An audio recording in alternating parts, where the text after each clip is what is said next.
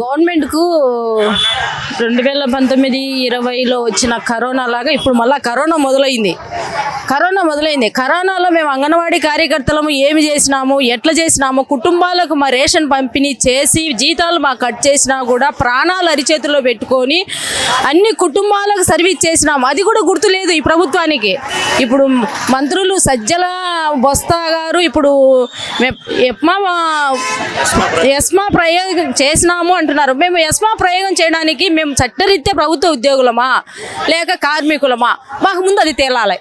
కార్మికులమా ప్రభుత్వ ఉద్యోగులమా తేలకుండా ఎస్మా ప్రయోగించడం ఏంది? ప్రభుత్వ జీతం ఇవ్వకపోతే కనీస వేతనం లేకపోయా ఏ చట్టపరంగా మాకు ఎస్మా పాస్ చేస్తావు? ఎందుకు బెదిరిస్తున్నారు? చర్చలకు పిలిచినారు, 3 తూర్లు చర్చలు పిలిచినారు, పిలవలేదనడం లేదు. చర్చల్లో మాకు సమస్యలు పరిష్కరించకుండా మమ్మల్ని ఎన్నిక పంపించి మీకు నచ్చిన జీవోలు మీరు విడుదల చేసినారు. చిన్న జీవోలు ఆల్రెడీ విడుదల అవుతాయి. అసలైన జీతమే కదా. ఇప్పుడు కుటుంబ పోషణ గడవాలన్నప్పుడు అధికంగా రేట్లు నిత్యావసర సరుకులు పెంచేటప్పటికి మాకు కూడా జీతాలు పెరగాలి కదా. అదేవిధంగా మా జీతం ఎంత ఉందో నిత్యావసర సరుకులు కొనడానికి కూడా అట్లే ఉండాలి కదా. ఈ విధంగా ప్రభుత్వము ఈ ప్రయోగాలన్నీ కూడా మేమన్నీ తొంగలో తొక్కేస్తాం, భయపడము. అంగన్వాడీ కార్యకర్తలు అనేది మహిళలు ఏ రంగంలో కూడా ప్రభుత్వ పథకాలలో పనిచేసేది రంగం ఏది అంటే అంగన్వాడీ. మాతా శిశు సంరక్షణే కాపాడమే కాకుండా మా కుటుంబాలు కూడా మేము కాపాడుకుంటాం, మా శ్రమశక్తిని కూడా మేము నిలబెట్టుకోగలుగుతాం. ఈ విధంగా ప్రభుత్వం మొండి వైఖరి. చెప్పిన మాట ఏంది? తెలంగాణ కాడికి 1000 ఎక్కువ ఇస్తానన్నావు, ఇచ్చినావు. తెలంగాణ 2వ సారి పెంచినప్పుడు మేము అడగలేదు కదా. ఎందుకు అడగలేదు? పరిస్థితిని అనుకూలించి మాకు న్యాయం చేస్తాడు అన్న. ఎందుకంటే ఒక్కసారి నన్ను చూడండి అమ్మా అన్నాడు కదా. చూసాము, న్యాయం చేస్తారనుకున్నాం. ఇప్పటికి మేము సమ్మెకు పోతామని చెప్పేసి ఆగస్టు నుంచి మేము మొదలు పెట్టాం. ప్రభుత్వ అధికారులకు రిప్రజెంటేషన్ ఇచ్చినాము. ఈ విధంగా మేము చేస్తాము, మా సమస్య పరిష్కారం కావాలా, మాకు వేతనం పెంచాలా, తెలంగాణ కాడికి వేయని మేము అడిగినప్పుడు ఏం చెప్పాలి? సరేనమ్మా ఇదో అంతో ఇంతో పెంచుతామని చెప్పాలి. అంత లేదు, మనకు బడ్జెట్ లేదు అనేటప్పుడైనా కొంతన్నా చేయాలి కదా. తెలంగాణ కాడికి ఎక్కువ ఇవ్వకుంటే మళ్ళీ తెలంగాణతో పాటు ఇవ్వాలి కదా. అది కూడా లేకుండా ఈ విధంగా అన్ని ప్రయోగాలు ఏదండి. అసలు మహిళలంటే లెక్క చేసే పరిస్థితే లేదు. వాళ్ళకి సలహాదారులేమో 30 మంది 40 మంది 45 మంది ఉండొచ్చు. వాళ్ళకు జీతాలు ఎంతైనా ఇవ్వచ్చు. ఇక్కడ సర్వీస్ చేసేది ఉదయం 8 నుంచి సాయంత్రం 4 గంటల వరకు సర్వీస్ చేస్తా అంటే ఒక కూలి ఉపాధి పని పోతే కూలి ఎంత? వాళ్ళని మేము విమర్శించడం లేదు. మా జీవితం భత్యం ఎంత, మేము ఎలా బతకాలా, ఏ విధంగా ఆలోచించాలి ప్రభుత్వం. ఒక కుటుంబ పోషణకు ఎంత అవసరం అనేటప్పటికి మీరు ప్రకటించారు కదా, కుటుంబ పోషణకు 26,000 అవసరం అని ప్రకటించారు. ఆ ప్రకటనలోనే కదా మేము అడుగుతుంది. కార్మిక హక్కు చట్ట ప్రకారమే కదా మేము అడుగుతుంది. మహిళలము ఏరే పనికి మేము పోగలుగుతున్నామా? ఎందుకండి ఈ ప్రభుత్వం మారినాక కొత్త యాపులు పెట్టారు, జీవోలు ఇచ్చారు, సెల్లులు ఇచ్చారు. ఆ సెల్లులో 4 యాపులు పెట్టారు. 4 యాపులు చేయాలంటే ఏ విధంగా? మీరు 2GB ఇచ్చారు. ఆ 2GB ఆ సెల్లుల్లో అవి పోవడం లేదు. సాయంత్రానికల్లా కావాలి, ఉదయం కల్లా కావాలి, 12 కల్లా కావాలంటే ఆ సెల్లులు పట్టుకొని తెల్లవారులు మేల్కొని కూర్చొని ఏ విధంగా మేము పనులు చేయాలా?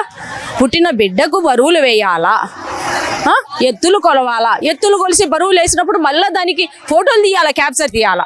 మళ్ళీ దానికి తోడు FRS యాప్ అని పెట్టావు. గర్భవతులకి బాలింతలు లబ్ధిదారులు ఫోటోలు పెట్టమన్నారు. ఏ విధంగా చేయాలా మేము చెప్పండి? ఇన్ని పనులు మేము చేస్తూ మాకు సాలీసాలని జీతంతో కుటుంబ పోషణ ఏ విధంగా? కూరగాయల బిల్లులు కావాలంటే 6 నెలలు గడవాలా.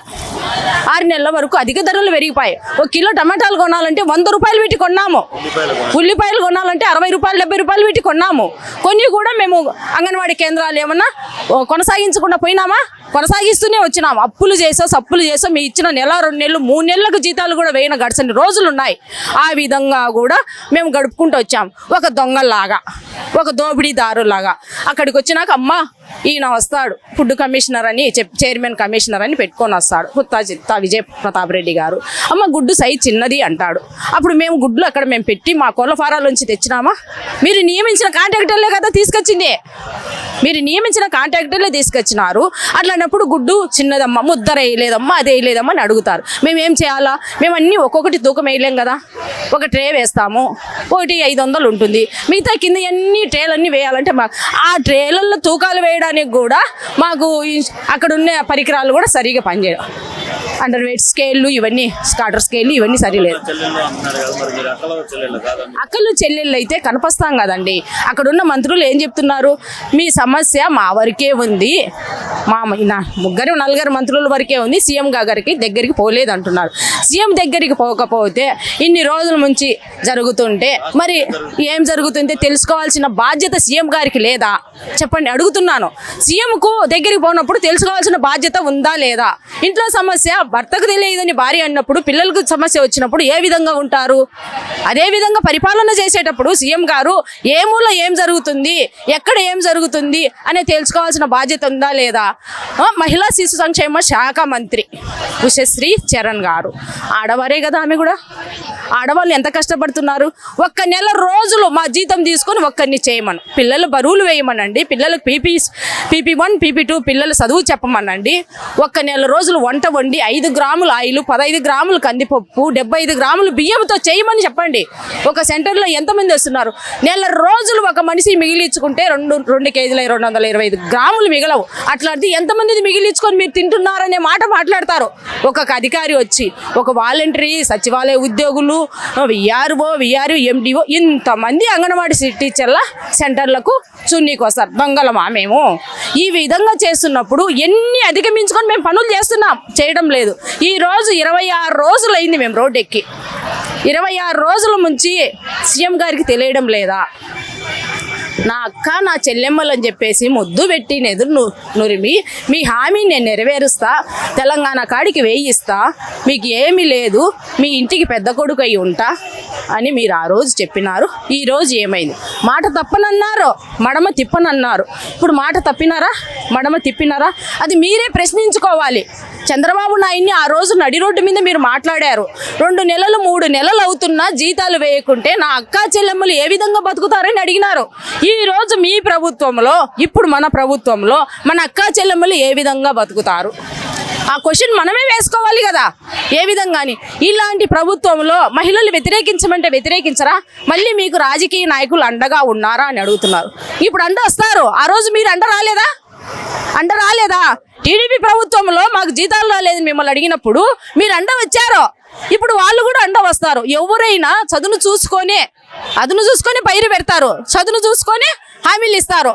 అదే విధంగా మేము అడుగుతున్నాం, ఎందుకు మహిళలను రోడ్డు పాలు చేసి ఈ విధంగా అవమానపరుస్తున్నారు? ఏదానికి చరిత్రలో నిలబడిపోతుంది. వైఎస్ఆర్సీపీ ప్రభుత్వంలో వాళ్ళ నాయనుండే హయాములో ఎందరికో మేలు చేసినాడు. అది గుర్తుండిపోయి కదా నిన్ను గెలిపించి గతినెక్కించింది. ఇప్పుడు నువ్వు చేసే పరిపాలనలో గుర్తుండిపోయేలాగా చేసుకుంటున్నావు. ఎందుకు? మాకు ఇదమ్మా నేను ఇంత ఉంది, నేను ఇంత పెట్టలేను, పంచపక్ష పరిమాణాలు పెట్టలేనమ్మా, పచ్చడి మెతుకులైనా పెట్టి మీ కడుపు నింపుతానమ్మా అని ఒక మాట చెప్పొచ్చు కదా. హామీలు ఇస్తాం, వాయిదా వేయండి. సంవత్సరం 6 నెలల నుంచి వాయిదాలు వేయించుకుంటా వచ్చినావు. కింది స్థాయి వర్కర్లు అక్క మేము మా కుటుంబ పోషణ జరగడం లేదు, నిత్యావసర సరుకులు పెరిగిపోతున్నాయి ఏ విధంగా అని అడుగుతుంటేనే కదా మేము సమ్మెకు దిగింది. ప్రతి ఒక్కరూ ఇప్పుడు ఎలక్షన్లు వస్తున్నాయి కదా, మీరు సమ్మెకు దిగినారు కదా, మీరు జీతాలు పెంచుకోవడానికి ఎలక్షన్ టైంలోనే అంటున్నారు. కాదండి, ఎలక్షన్ టైం అని కాదు మేము వచ్చింది. మేము సంవత్సరంన్నర నుంచి, అప్పుడంటే కరోనా వచ్చి ఇబ్బందులు పాలైపోయింది రాష్ట్రము. ఇప్పుడన్నా మాకు కరోనా పాలన అయిపోయింది, అప్పుడు కూడా జీతాలు కోత వేసుకున్నా కూడా ఇప్పుడన్నా మాకు పెంచుతారేమో అని చెప్పేసారు. ఎన్ని సంవత్సరాలైనా ఇప్పటికి 9-10 సంవత్సరాలు అవుతున్నా రాష్ట్రాలు విడిపోయినాయి, మనకు బడ్జెట్ లేదంటారు. అప్పుడు రాష్ట్రం తెలుగుదేశం ప్రభుత్వం ఉన్నప్పుడు రాష్ట్రం విడిపోలేదా? 2 మార్లు పెంచినాడు, 2 మార్లు పెంచినారు. 2016లో పెంచినారు, 2018లో పెంచారు. అప్పుడు కూడా రాష్ట్రం విడిపోయింది కదా. బడ్జెట్ అవును, అన్ని అంటే అప్పులు చేస్తున్నారు, అన్ని బట్టలు నక్కడానికి అప్పులు చేస్తున్నారు. మా జీతాలు పెంచడానికి అప్పులు చేయకూడదు, చాలా అప్పులు అయిపోతాయి. మా జీతాలు పెంచడానికి అప్పులు చేస్తే ఇంకా రాష్ట్రమే తాకట్టు పెట్టాల్సింది వస్తుందేమో.